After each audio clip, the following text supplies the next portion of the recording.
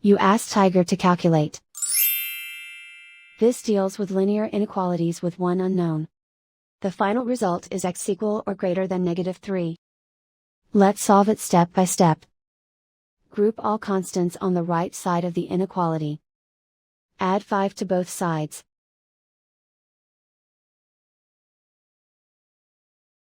Simplify the arithmetic.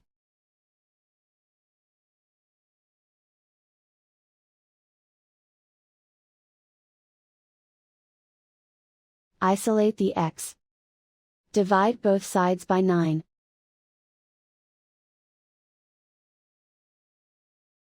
Simplify the fraction.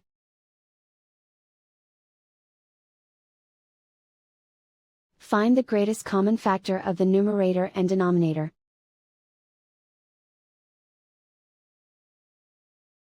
Factor out and cancel the greatest common factor.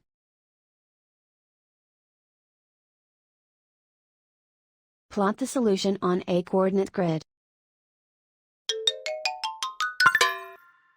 And so the final result is x equal or greater than -3.